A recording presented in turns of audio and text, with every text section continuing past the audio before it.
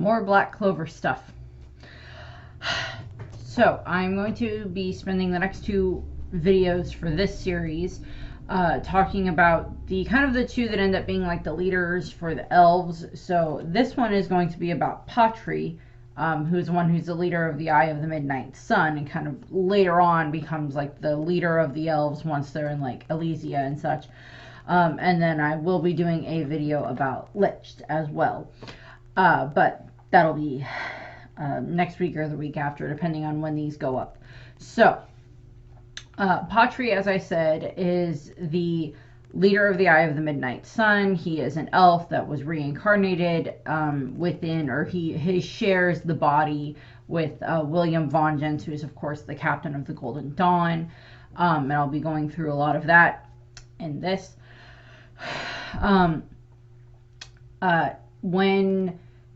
When he dies as a kid, when the elf village massacre happens, he is 15 years old. And then in the current timeline of the story, he is 25 years old. And we'll be going through, or I'll be going through a good chunk of his history and such in regards to the past when the elves were still alive, before the massacre of the elf village, which I went over when I talked about Lumiere, when I was talking about him as like the Wizard King and such. So let's get into that. So for Patolli's background, for like his first life, I guess, he was born into the elf tribe, and when he was about 5 years old or so, he witnesses when Lich gets his grimoire. And it ends up, of course, Lich has a 4-leaf grimoire. And Patolli is very interested about that. And, you know, he very much admires Lich and everything like that, because it's just like Lich, he kind of sees him as like this older brother figure and stuff like that. And very much just admires him and everything along those lines, because Lich kind of, you know, he becomes the leader of the elf tribe and such. And sometime later, we have just these various moments where we see Patolli and Lich hanging out with Raya and such. And Raya is the one who I believe, if I'm remembering correctly, is like the elf with like the black and white hair. I think I'm remembering that quickly. Very lazy demeanor in his regard. And what ends up happening is there's just like this, there's always the rumors that like humans are going to attack the village, because, you know, at that point in time, what was it, like 400 years ago or something like that, when everything happened with the elf village. I don't remember the exact dates on that one, but I think it was like 400 years ago, when everything happened with the elf village, with the elf tribe. You know, they weren't exactly on the best terms with the humans, particularly the ones who would be the royals of like the Clover Kingdom, because we know that later on, as I will mention here, the, you know, the humans, the royals, will massacre the elves. And so I don't blame them for always being a little bit on edge when it comes to dealing with the humans. And what happens on that day is that suddenly there's this huge magic tornado that just appears out of nowhere. And Patolli watches this as Lich saves a woman who ends up being Tetia. And of course, Tetia and Lich, of course, end up falling in love, as I will go over more in Lich's video. And I apologize if I'm mispronouncing some of the names in this regard, just because it's been a while since I've either heard them pronounced correctly from the anime, or they're just ones that are a little bit harder to pronounce in some cases. And, you know, Patolli watches as Lich saves Tetia, and then of course Lich is very surprised when he meets Tetia's brother, who is, you know, Lumiere, and he finds out that Lumiere also has a 4-leaf grimoire, just like Lich. And Patolli kind of gets to watch, and he is very skeptical about the humans, rightfully so, just given everything when it comes to, you know, what they've heard about humans and probably experience with being discriminated against by the humans. And he spends he's very, cautious and such like that of like Tetia and of Lumiere and such. And he's very, kind of, I don't know how much I believe you. And it's like Lumiere trying to promise them stuff about, trying to have it be that like the elves and the humans can live side by side and live together and try to create this era of peace. Now, we as an audience, of course, know that Lumiere is coming from a very sincere place, and he honestly believes this, and he wants that to become true. Unfortunately, that's harder to do in that regard. And throughout that, time frame, Patri watches, Tetia becomes pregnant, and then of course they announce that there's going to be a wedding, and Licht is actually quite happy, or Patri is actually quite happy for Licht, and he wants him to be happy, and he does like Tetia, and he likes Lumiere. Up to this point, he likes them. And what ends up happening from there is, of course, on the day of the wedding, that's when the humans attack.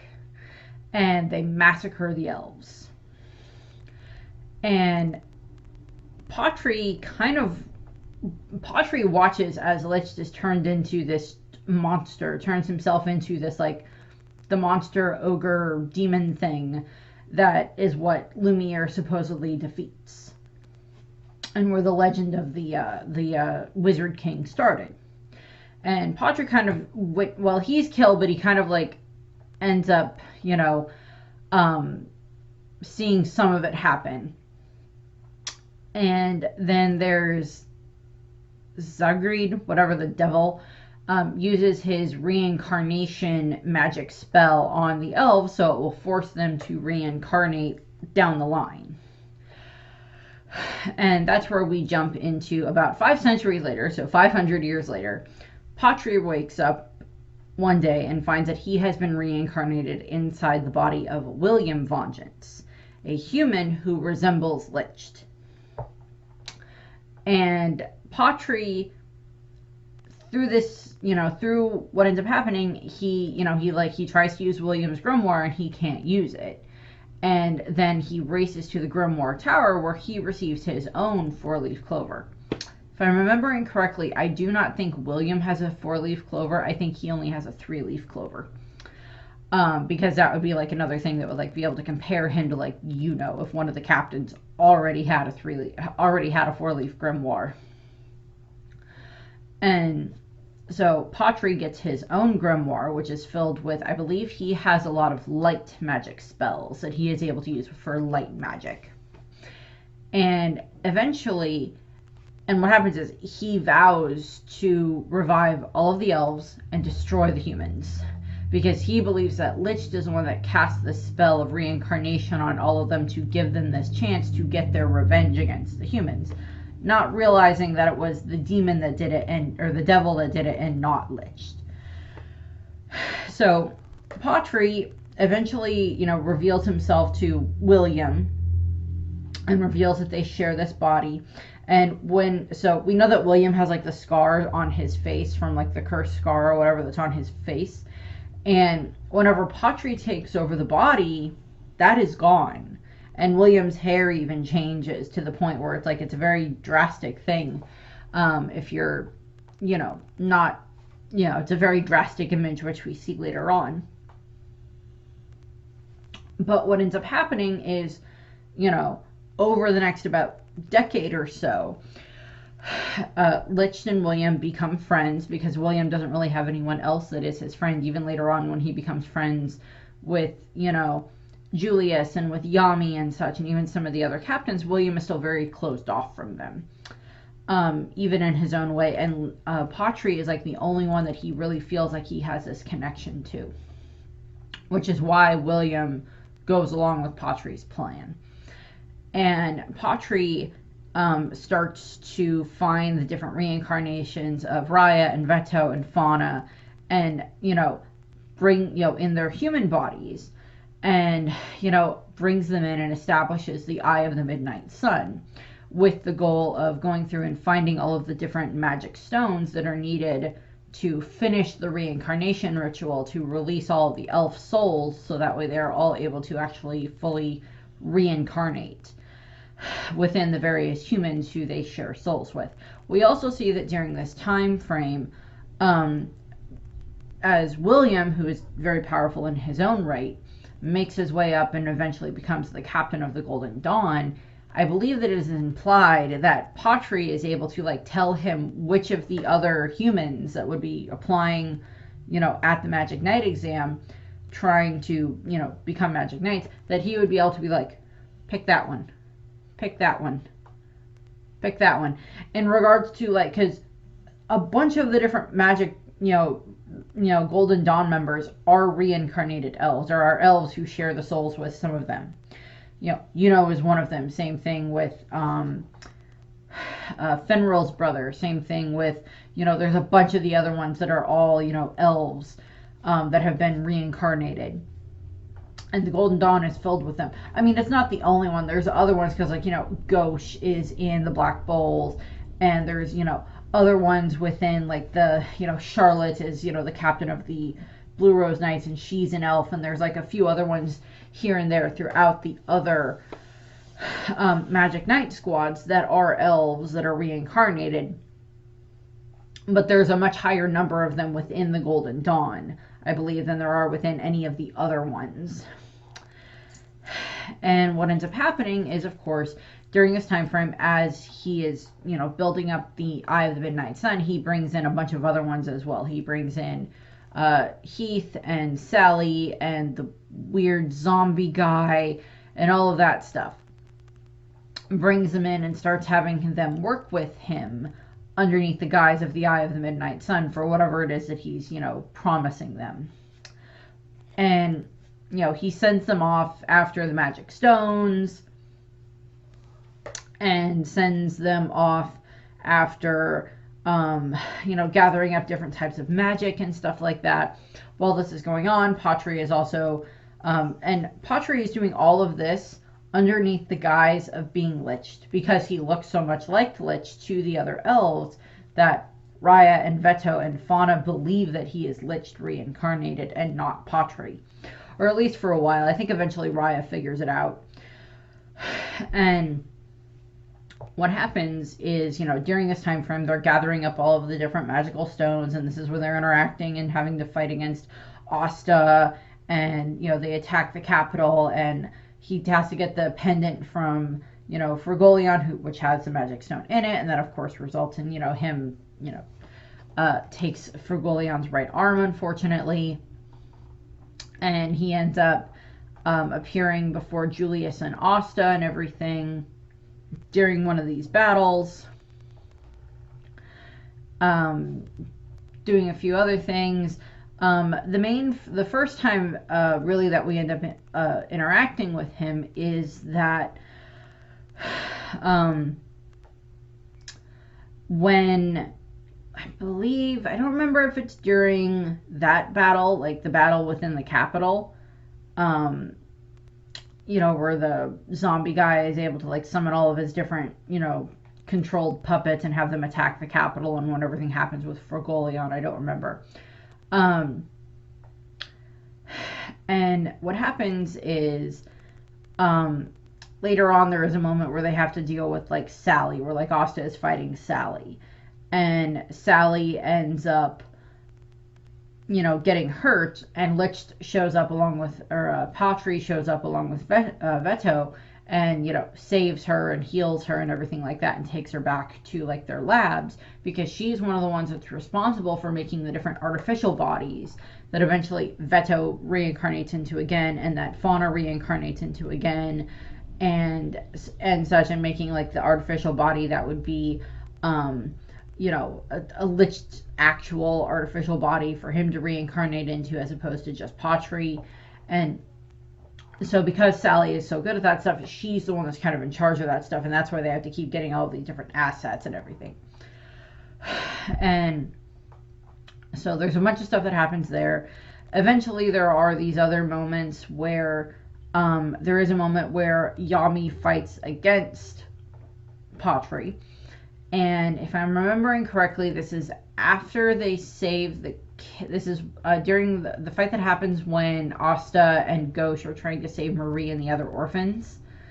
in the mountain range, I believe, or up in the hills.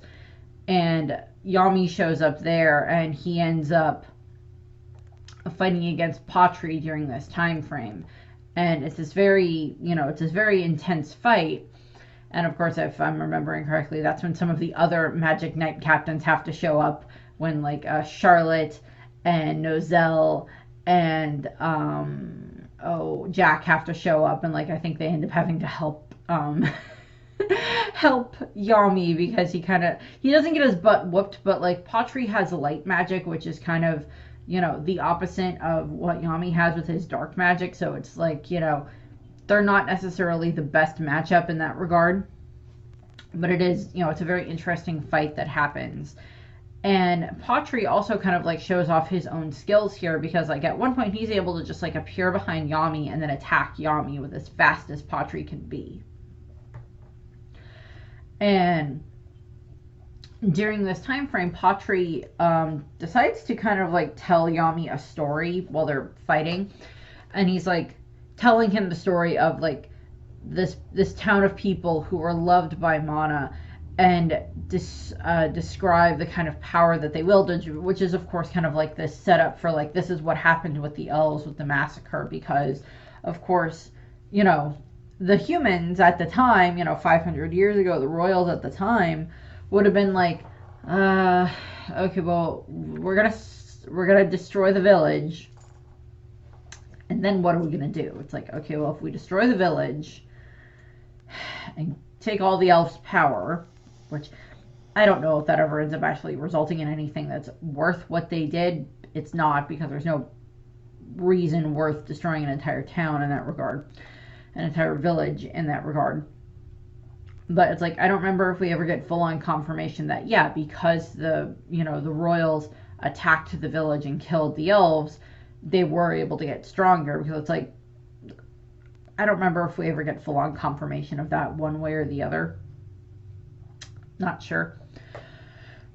And what ends up happening from there, excuse me, it's early, I'm yawning, sorry. And what ends up happening is, of course, during this time frame, Patri and Yami are like battling during this time frame. I believe this is also when Yami is kind of trying to teach Asta about like ki, so some of that's coming into play here. And we also see like Patri demonstrates that he has not just light magic in regards to like fighting with it, like he can create like the light swords and stuff like that, but he also, and like the light whips and different light constructs and stuff like that. Probably not quite as like complex as like what the Green Lantern can do, but you get the idea. I don't throw DC references in very often. But like, so Patri is able to make like those different constructs and such, and he's fighting against Yami, and there's other things going at this time, but he also demonstrates that he has the power to heal, because like he's able to heal cuts on himself, and later on we know that he heals Sally and other compatriots and such like that they have. And eventually, of course, the battle does finish, because Patri ends up getting very badly injured, because Yami is able to actually cause a huge amount of damage, because he's able to do like his dark cloaked black blade slash setup, and he causes a lot of damage to Patri. And Patri, that's when they leave. After Patri gets badly injured, if I'm remembering correctly, that's when they leave and they escape. But there's a moment that happens when, after Patri has been hurt, that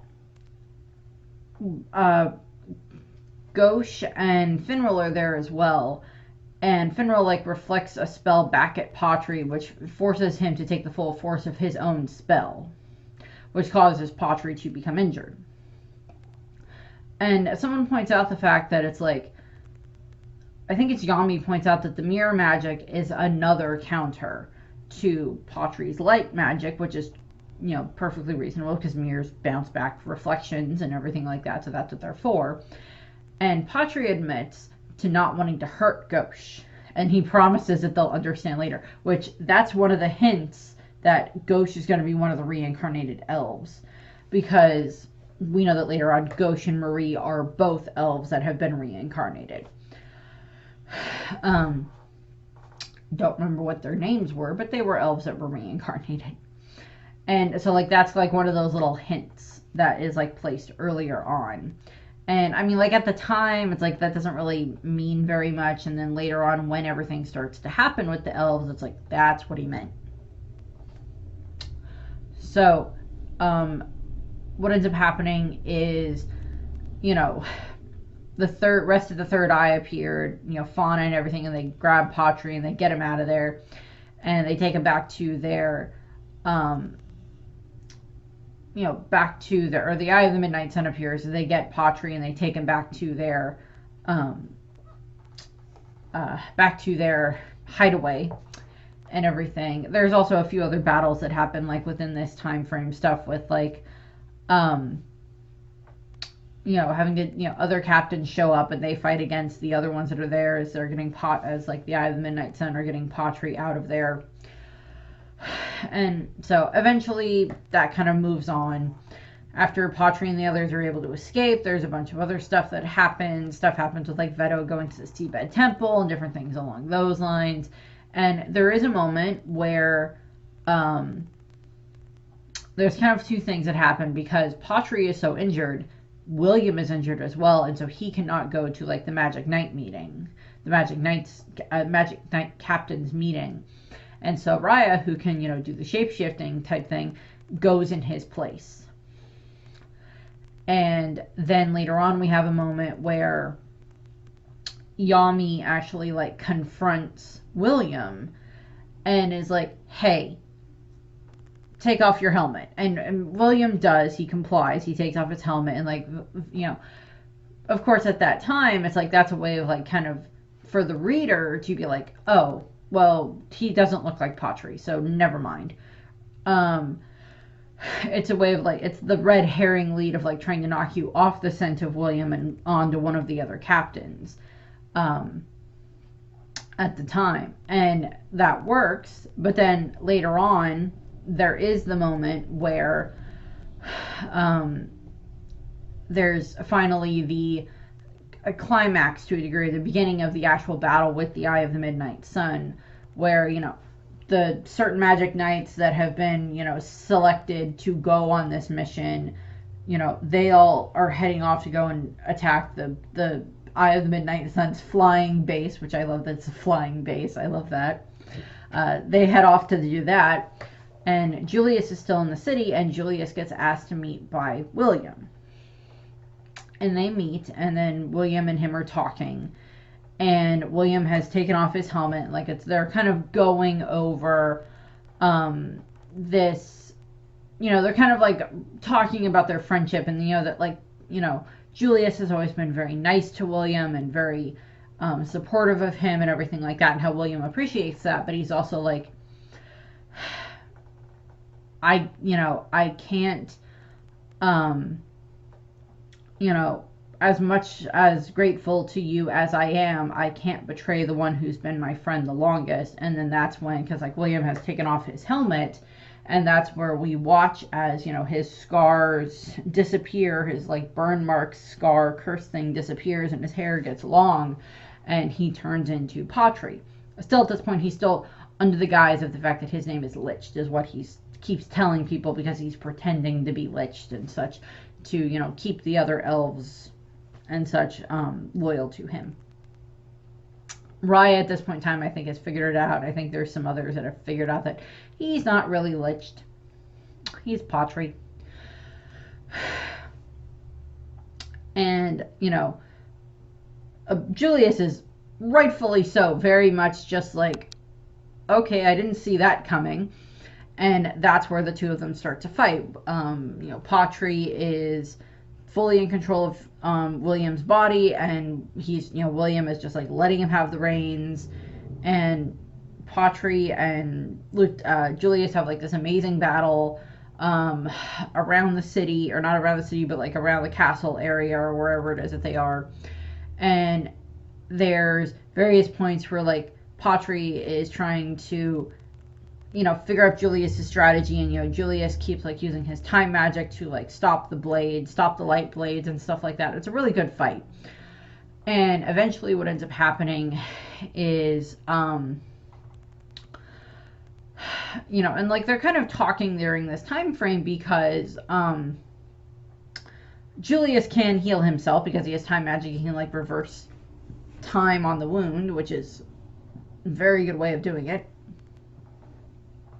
So it's a little bit like this battle of attrition where like Patolli can heal himself and Julius can heal himself. So it's more like this battle of attrition, and Patolli is mostly aiming to try to distract Julius for the time being, while the other elves that have already been reincarnated and awakened are trying to deal with the other magic knights that have been sent to the Eye of the Midnight Sun's base, and give the other Eye of the Midnight Sun members, the human members, the ability to go and get the magic stones from the Black Bull's hideout and get all of that stuff. So that's what's all going on here. So Patolli is more kind of acting as a distraction at this point in time, as a way of keeping Julius away from being able to go and help with other stuff.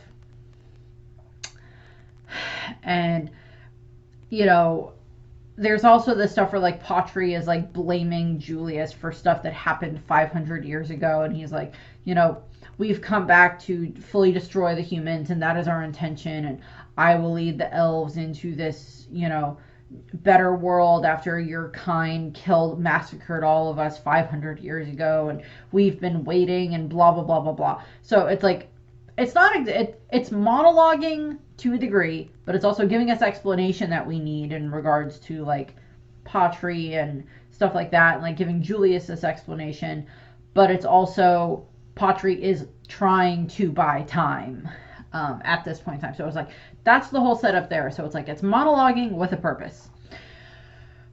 And, by a technicality, I think while they're fighting, they're actually having, I wouldn't say a civil conversation in all honesty, but it's an interesting one. And eventually, of course, what ends up happening is there's I think there's two things that happen at the same time, because where is it? I think there's like two things that happen at the same time, because I want to make sure that I have this right, because it's Patolli has been building up this very specific attack that are these arrows of judgment that are supposed to be these huge amounts of arrows that are going to be unleashed over the capital at the same time.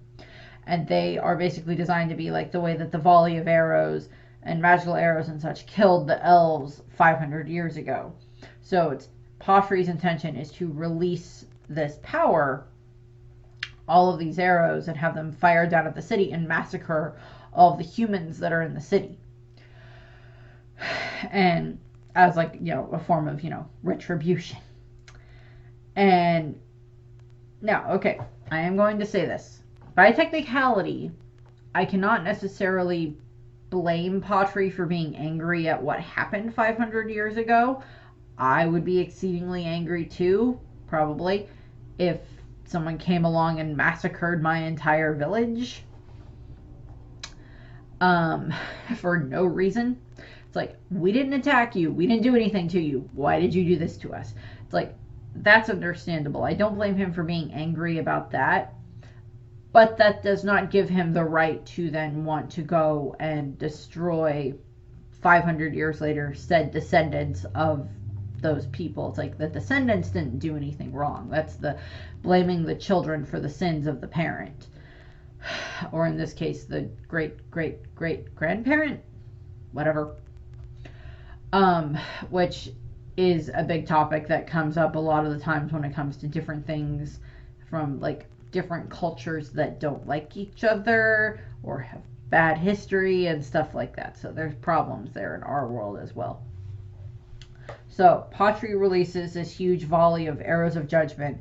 Julius manages to stop it with his time spell, Julius is able to stop it and then like reverse it with his time spell.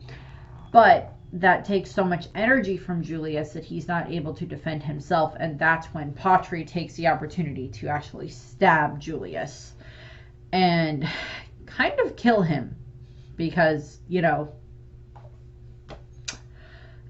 but it's also Julius at that moment. It's like Julius is like, I knew that's what you were going to do, but I had to protect the citizens of the Clover Kingdom. I had to protect them even at the cost of my own life, which is one of the reasons that Julius is a very good Wizard King, as I went over in his video. And why I really hope that he's able to do something to fight back against Lucius, in regards to Lucius and him sharing a body. And so Patolli vows, Patolli has kind of taken Julius out of this fight. And that's when Yami shows up, calls out vengeance. William's still just like dormant or whatever. And, so it's Patolli tells Yami that William is asleep. And while there's, tears falling from his face, because William still cares about Julius, because Julius was always so kind to him and encouraging of him, and was like his next best friend after Patolli. And at that point in time, Patolli takes the magic stones that Julius has, and then he heads off, because that's when he has he teleports back to I don't remember if it's the exact place for the Eye of the Midnight Sun's base, or if it's a different area where they have like the giant magical stone, where like all the magical or the giant magical like relief thing that they're gonna put all the different stones in. And that's what happens. The place is on the outskirts of Hajj, and he puts all the different stones in there in the correct order, because like Sally and the others are there, and they're getting all that set up, and he activates all of that. And in that moment, it releases it. So it's designed to, the stone is what releases all the elves, so that way all of them can be reincarnated and allow them to take control over their kind of, mortal human host. So that's like when the elf and Gauche and Charlotte and Marie and Luck, and in, so many of the other magical knights, and even some other characters who are not magic knights, because like Marks gets it, and there's a few other ones who are elves reincarnated. They all awaken, and they all start fighting back against their human counterparts, magic knight guild mates, and everything along those lines. So there's all of this set up there that starts causing all of that chaos.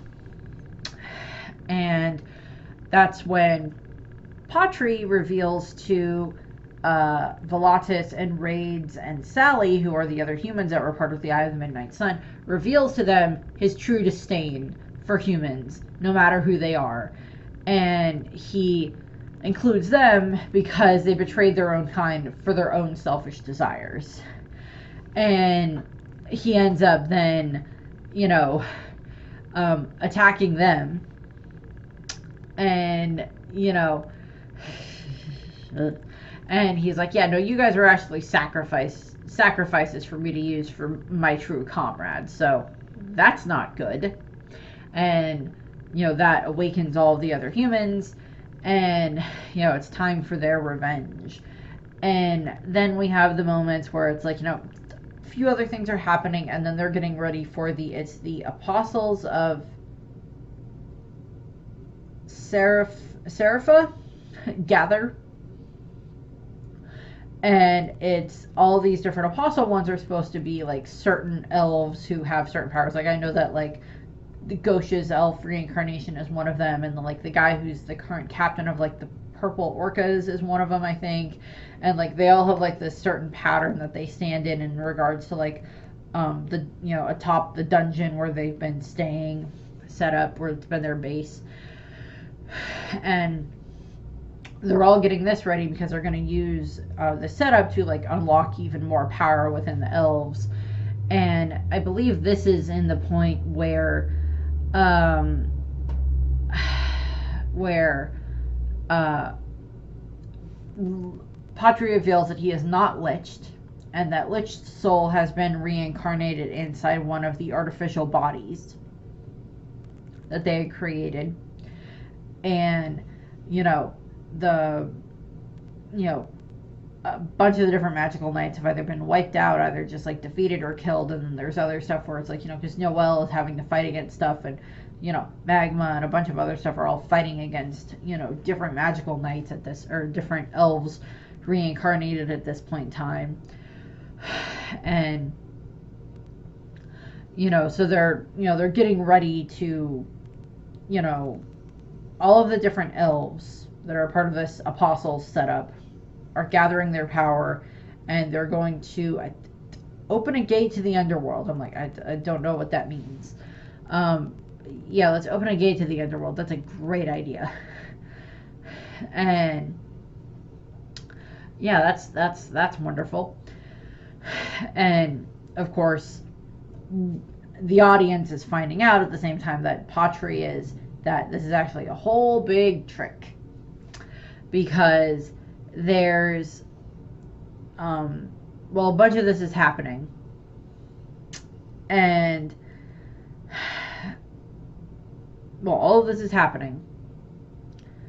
There is this huge amount of, I'm trying to remember how to explain this for what had happened, because it's been a little while since I've watched it and read it, but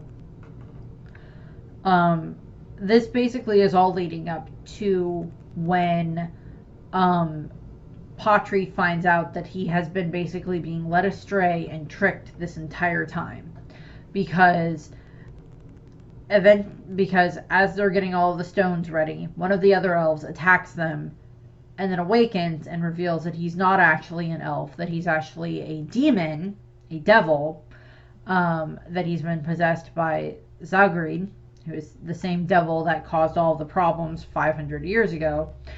And Patri just has to watch in horror as, you know, the devil summons his own body and everything like that to form his own body, and then he explains, you know, the devil explains it as like, oh, I'm the one that made the humans attack you. I'm the one that convinced them to do it.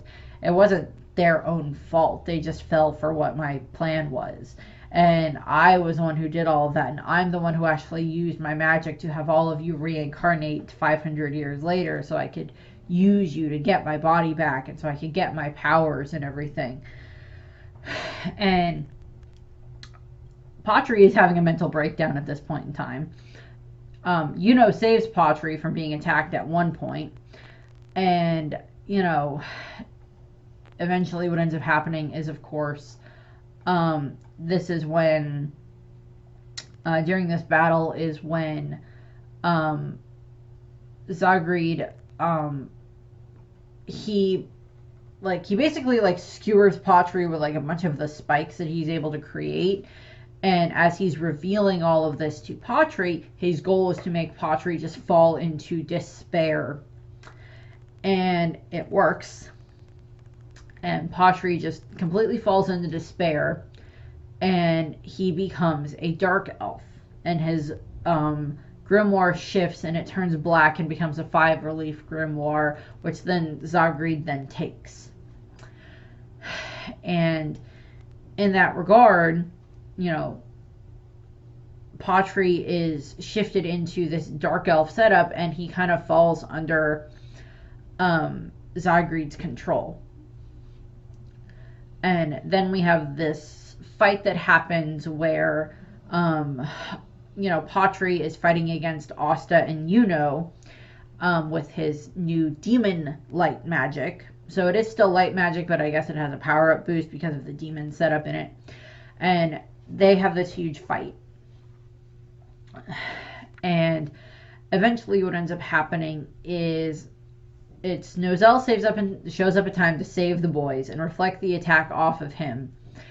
And because of his mercury magic. And what ends up happening is eventually they're able to kind of pin Patri and Nozel is about to kill Patri. I don't think he's aware that Patri is reincarnated inside of William's body at this point in time, or if he is, he's like, you're a threat to the kingdom. I have to get you anyway. And what ends up happening is Yuno and Asta stop him, and then Asta, being Asta in a very Asta way, is able to use his anti-magic to push himself into Patri's mind and basically wrestle with the elf to get the elf to get out of the bad headspace that he's in.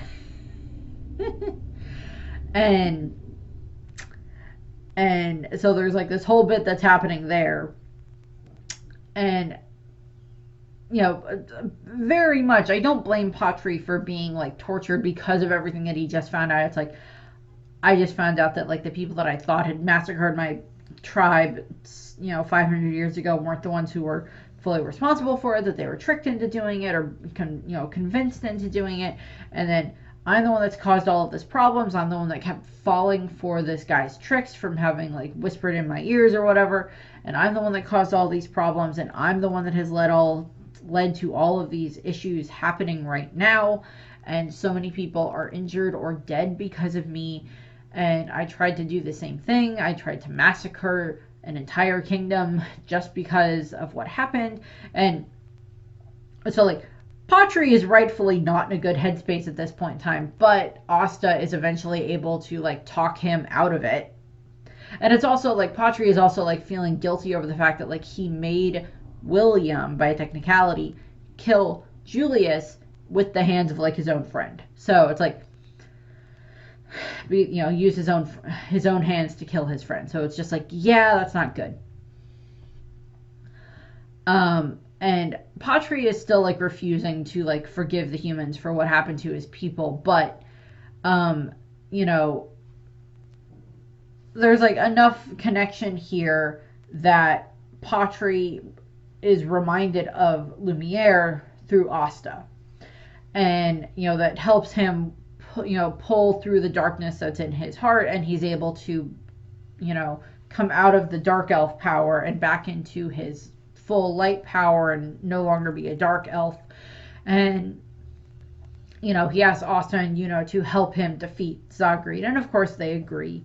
And we have this whole setup where they're fighting against Zagreed, and Zagreed is just kind of stomping the ground with them, and Nozel is there and helping, and Mimosa is there and helping with evacuating people and healing people. And eventually what ends up happening is Secker shows up, and she has Finral with her, but she also has Lumiere with her as well. And she is able to then release Lich's soul because 500 years ago when everything was happening, when Lich got turned into the monster, Secker sealed his soul away and to protect him from turning into a dark elf the way that Zygreed wanted. And now she's releasing his soul, so he's able to fully reincarnate, and he has all of his memories back, and he remembers Lumiere, and he remembers Tetsia and all this stuff, and he remembers Patri, and he has his full power now as well, so he's able to start fighting as well, and I'll go into that more detail when I get to Lich in the next video for this.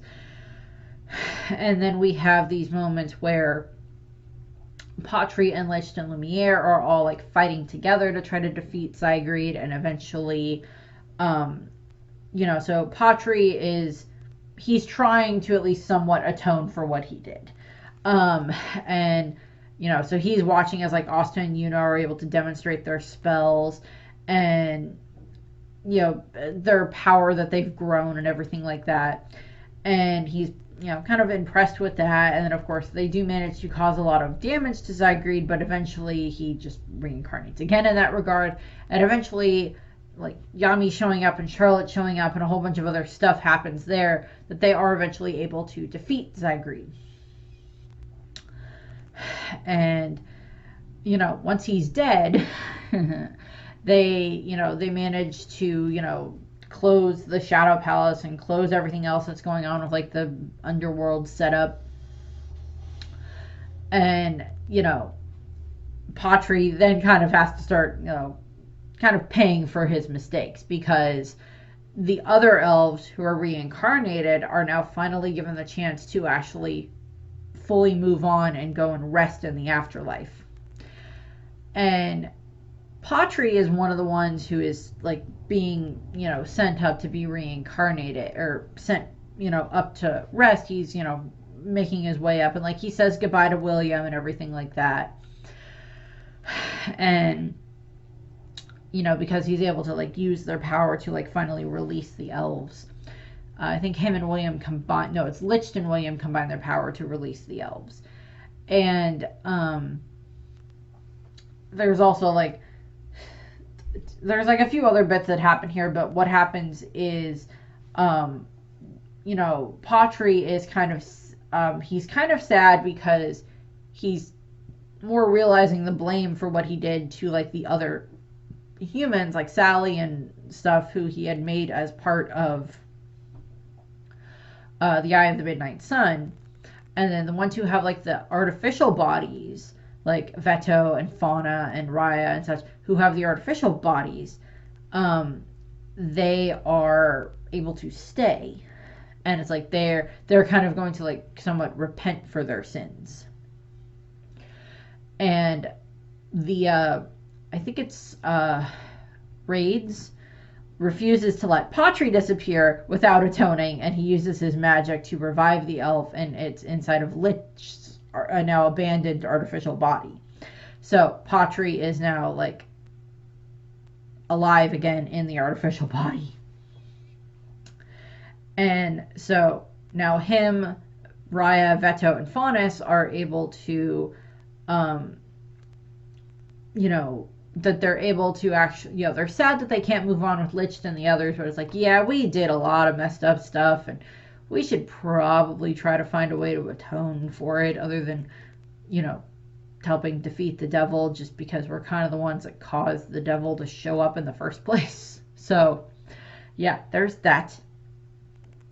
So they end up staying, and there's a moment where like Patolli in his body and his new body kind of stumbles, and like William catches him, and like there's kind of this like, it's kind of this moment where it's like, yeah, they can finally actually kind of more be friends without having to, share the same body. So yeah, we're almost finished. Kind of almost finished. There's not a whole lot else here that like they're involved with. We know that the elves, the reincarnated elves that have the artificial bodies, eventually end up finding this like secluded village of Elysia that they like establish, where they find Lich and Tetia's descendants, who I believe are supposed to be just like reincarnated children, if I'm remembering correctly. Because there's a lot that goes in there with like their children and like their descendants, because like it's supposed to be like the reincarnated soul of like their son, which is why he has elf magic, but why he's not overridden by it, because like the baby was a baby when it died. It didn't have any other connections to the outside world. But then there's like 2 Niffling children that are Lich and Tetia's, so I don't know. And 6 months, about 6 months later, 6 months after the elf attack, is when everything happens with like the Clover Kingdom and the Heart Kingdom and Vanica's attack in the Heart Kingdom and all this other stuff. And there's a dryad that